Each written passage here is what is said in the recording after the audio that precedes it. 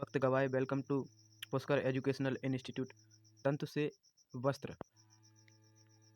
तंतु क्या है? एक प्रकार के ऐसे रेशे होते हैं जिससे तागे या धागे बनाए जाते हैं। ठीक है। अगली हेडिंग है प्राकृतिक तंतु।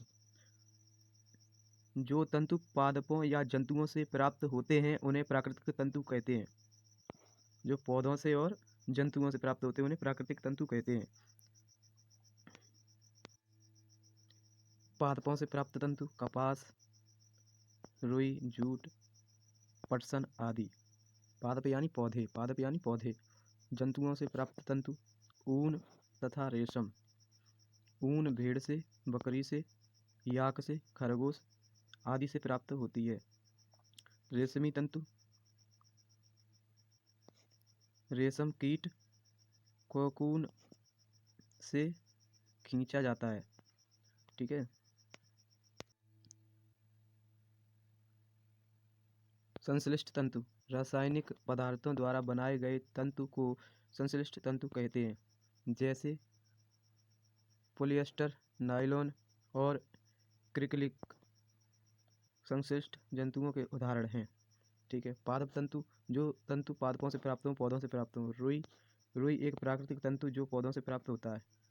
कपास की फसल काली मृदा, काली मिट्टी तथा जलवायु ऊष्मा में होती है।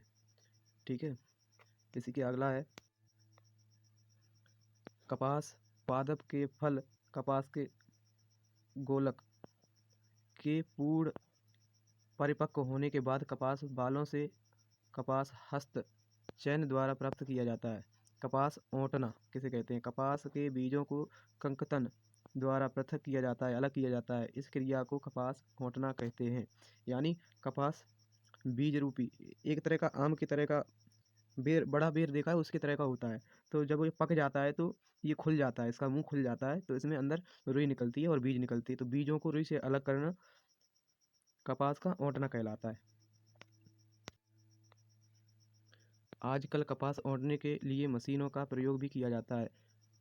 पटसन तंतु को पटसन पादप के तने से प्राप्त किया जाता है। भारत में इसकी खेती वर्षा ऋतु में की जाती है। भारत में पटसन को प्रमुख रूप से पश्चिम बंगाल, बिहार तथा असम में उगाया जाता है।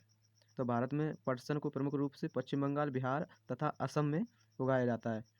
फसल कटाई के पश्चात पादपों के तनों को कुछ दिनों के लिए जल में डुबाकर रखते हैं और उसके बाद इसके तने गल जाते हैं और पटसन रह जाता है, जिसे तने से अलग कर दिया जाता है। पृथक पटसन तंतुओं से हाथों द्वारा पृथक किया जाता है। कताई रेशों से तागा बनाने की प्रक्रिया को कताई कहते हैं। इस प्रक्रिया में रुई के एक पुंज से रेशों को खींचकर ऐंठते हैं, जिससे रेशे पास पास आ जाते हैं और तागा बन जाता है।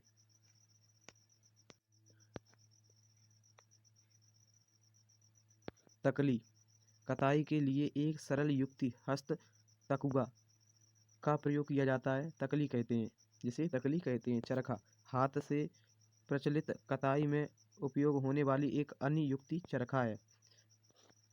तागों की कताई का कार्य कताई मशीनों की सहायता से किया जाता है। तागों से वस्त्र बनाने की विधियां बुनाई तथा बंधाई होती हैं। बुनाई तागों के दो सेटों को आपस में व्यवस्थित करके वस्त्र बनाने की प्रक्रिया को बुनाई कहते हैं। वस्त्रों की बुनाई करघों पर की जाती है। करघे या तो हस्त प्रचलित होते हैं तथा अथवा विद्युत प्रचलित होते हैं। बुनाई तथा बंधाई का उपयोग विभिन्न प्रकार के वस्त्रों के निर्माण में किया जाता है। ये वस्त्रों का उपयोग पहनने की विविध वस्तुओं को बनाने में होता है।